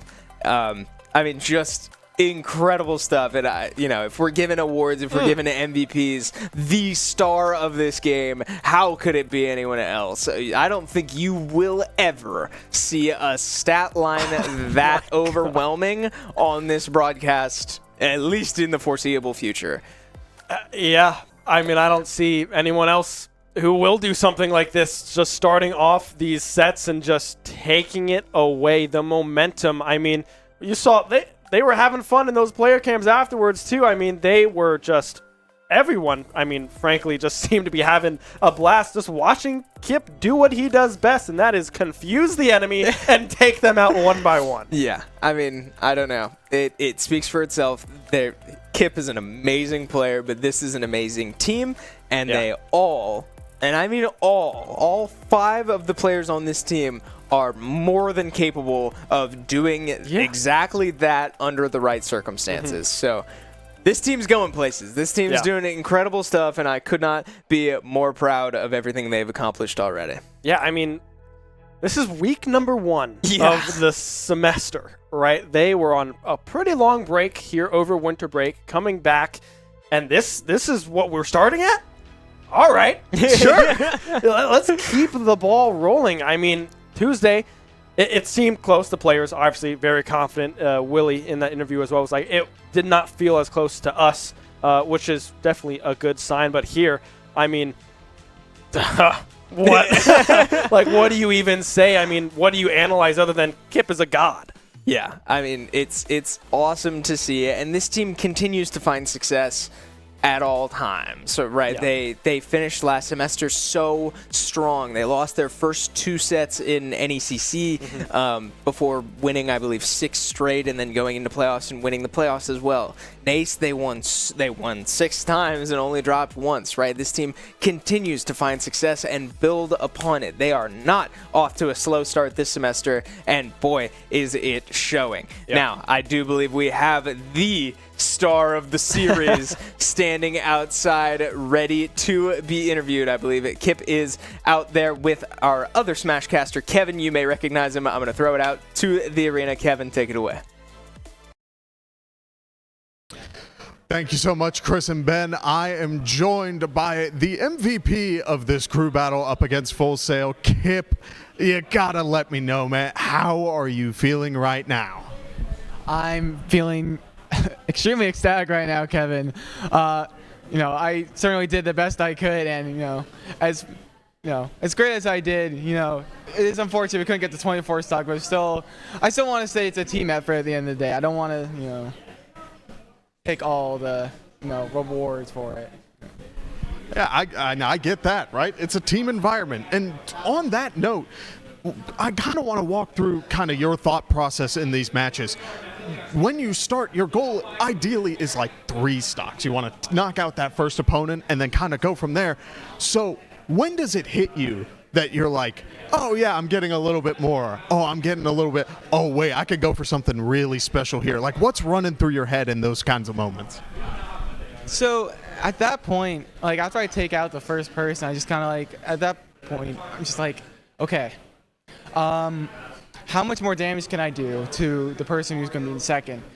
And if I end up winning, I'm just going to keep having that mentality. Just how much more damage can I keep doing to the other team to further put my team in the lead, just so to give my teammates like a way easier time of solidifying the lead, just wrapping up from there. But sometimes things happen, and I just kind of go as the game goes on. And that's what is needed. Now, I will say, 23 is a crazy number, and those matchups can be incredibly difficult. A lot of people are like very just worried when it comes to characters like Min Min and stuff like that. So kind of having the team behind you, we could see during the camera, like the pop-offs y'all were having, the fun y'all were having with all of that. Like, were they having as much fun as you were having throughout all of this, would you say? I would argue they were having more fun than me, Kevin. The amount of jokes they would throw out, obviously good spirit and all fun and games in the competition. No mean comments whatsoever. It's just good old fun. They weren't the ones that had to basically out-camp Snake for almost like 10 minutes total in between both games, and had to maneuver around Min Min. But the team was having such a fun time just watching me play. Great stuff here. Well, I do want to say thank you so much for having this interview with us, and I do believe we are going to pass it back over to Chris and Ben to close things out, so go ahead and take it away. Thanks so much, Kev. That's awesome to hear. I mean, I don't have much more to say than that. It's so cool hearing that the rest of the team, he said the rest of the team was having more fun than he was. That's so cool, because it's so easy to get caught up. There's so many talented people out in that room that could very easily be offended or bothered by the fact that they did not have a chance to play today. Right. But that is a team. That is such a strong, well-knit together team that just want the best for each other. And it's so cool to hear. Yeah, I mean, we saw it in the player cams after some of these sets. I mean, they were all just in it. They were all having fun right behind Kipp, just being like, all right, let's go, man. Let's see how far you can go. And, man, he went pretty darn far. So, I mean, that, like you said, that's just a great team dynamic that they're just happy for their guy. He is out there performing like crazy, and they are there to support him every step of the way. Yeah, they absolutely are. But unfortunately for us, that will do it for our Shenandoah Esports action here tonight. I have a quick update on our other competitions we told you about earlier. The Academy Smash, unfortunately, not as good of a day for them. They unfortunately went down 0-2, but the Varsity Rocket League team is also out there competing right now, and they are, I believe, up in Game 4 of their series, which they are up 2-1. So in great standing so far, in a great position to close that one out. So overall, pretty good day here at Shenandoah Esports here in Winchester, Virginia. But that will do it for us. So be sure to drop us a follow on whatever platform you may be watching. Follow all of our socials if you can. But tune in to all of our other shows, both tomorrow and for many, many weeks to come. This is just the beginning of some pretty awesome seasons here. So thank you so much for watching. I'm Chris Clayton. That's Ben Kincaid. Be a friend, tell a friend something nice. It might just change their life. We will see you next time. Take on quite a titan in the esports space. I'm Chris Clayton, and I'm joined once again by Benjamin Kincaid for the first time this semester as we are preparing for NACE Varsity competition, Shenandoah University Smash Bros. Against Full Sail. So I'm very happy that we were able to get that, regardless of how close it was. And I'm glad that you were able to use that as a learning experience heading into your first NACE Smash today.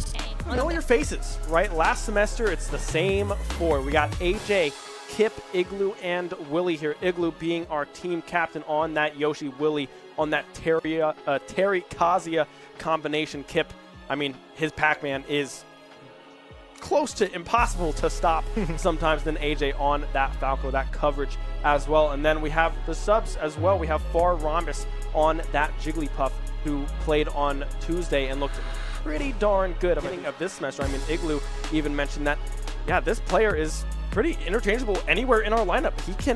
He has a winning record against everyone but Willy in the DMP area. Crazy how that works. Which is insane, right? Everyone but his teammate he has a winning record against. So Pac-Man can't really keep up in a deadly way, but the key comes out very high percentage, but still, honestly, shockingly, not enough to kill. But the apple, and it creates this kind of awkward match that we're seeing right now. This is really slow paced. Both of these players getting up to really high percents because neither one can really find a great way to finish. As the longer time it spends there, the more Kipp can catch on. Wow, the spot dodge is not enough. That interesting Pac-Man grab lasts so long that a spot dodge. Recovery coming through here. The hydrant on top of the head, 178% built up on this snake. I mean, you're telling a sneeze or a hydrant will be able to find that kill. Kipp keeping 2 stocks alive here and taking 3 from that snake. Okay. Bayonetta, the grab coming through. Now, this might do it. Question mark. So when I was thinking to myself of ways that Bayonetta has to deal with the fire hydrant, the only one that really came was a potential, but was just barely dropped at the last second by the Bayonetta. Kipp as well doing a great job of getting away from them. The side B will come through, and that Ouija or a Rob or whatever. But so far, this Bayonetta has found 2, dropped them both, and loses all 3 stocks for it. Kipp at 100%. That gets washed away again. The players shocked, surprised, but probably not really as a game. But again, more or less what we would expect, right? Kipp is going to play this a bit slower to try to sort of space out this. Bowser does find the hydrant, it does not. Kipp really struggling to get back onto the stage here. A couple right decisions out of Bowser, but one wrong one means Kipp is right back on stage and racking up percentage. Wow! Well, trying to just find that finishing blow. The bell connects. The side smash. Oh my goodness, how do you do that? Yeah, massive pop off there from Kipp, and that's very well deserved. Insane gameplay there from 11 stocks to 3, right? Kipp has been having an absolute day as now he finds the combos as well. Oh, I don't think they make it back. I don't think so. Wow. Yeah. Keep an eye on every single one of the moves you see out of Min, because if Kipp is able to get a read and make a call on any given one, it's the response they've been looking for since player number 1. Stock 2 taken off Kipp, and every one of those matters. But I mean, I think that might be it again. Min won't be able to combo that into anything further. Both players now, Kyle, going off the stage. Kipp will be able to find that one. Min unable to recover. 12 stocks. Wow. 1 player. His name is Kipp. How about it? I mean, if you told me that that's how this series would start, I simply would not have believed you. These are 2 very strong teams, and they go to high percentages. I mean, yeah, 161. Kipp trying to farm this key, the apple as well. The grab will come through. That might do it with the hydrant. Quite worked just there. Snake able to get out of that combo with his life, but man, I mean, both players just going blow for blow. Oh! The bell comes out. Now, on the last stock for this Snake Fern for Full Sail, I mean, the hydrant getting dangerously close, but instead the nade will hit. Very low percentage on Kipp. But, I mean, you gotta think, like, if you're the Snake... Oh! Wait, what? Did he blow up his own I think C4? he did. Oh, no! That is disastrous! Find this off-stage cheese that he was able to find against this Min at the end of the last set. The strawberry up in the air. Now the side air coming through. Side air again. Right, you made a decision to send out your anchor now to try to find the answer for Kipp. Min did find a stock off Kipp last time, and they will take out this Min at the end of that first set. We'll see if he will be able to do that one again, or if Min will prevail, and Apple will connect, but won't be out. And hits well alongside that Snake. Key up and available will connect. Min is in a dangerous position, and that will just be it. Kipp again surviving through the Snake, through the Min. 1 stock left. Heavy Gal? I think Ridley's a girl. I think so, yeah. Oh, yeah. Pretty sure. I don't know, I've never played the Metroid games, but wow, it really does recover from that one, but not for long. Built up on the second stock, 100. Oh, that might do it.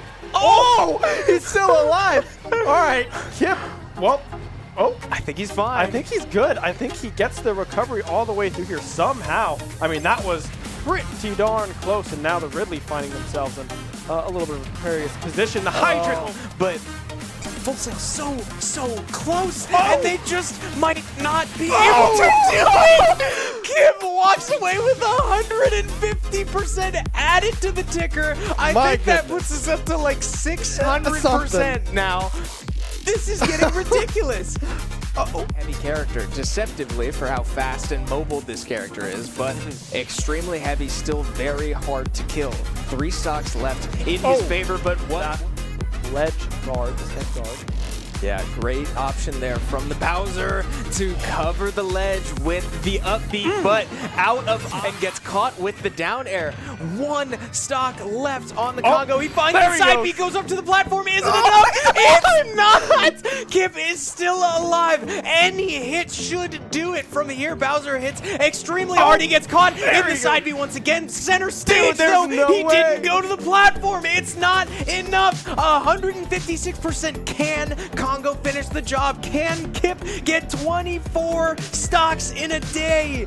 Oh my god, the air is surely tense. that's The it. uppy Oh my is not goodness. enough. The uppy is not really a kill move. It's extremely safe, but that should do it. The 2-frame at the ledge will finally finish the job. Comes out later. If he catches Bowser's shielding, that could be the end. And I mean, we're seeing it, but he might not need it. The up tilt into up air, true as can be. Igloo finishes the job once again, taking Shenandoah to another victorious competition, 1-0 in both of their leagues. This team is something special.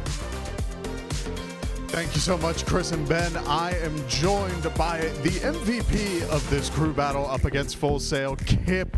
You gotta let me know, man. How are you feeling right now? I'm feeling extremely ecstatic right now, Kevin.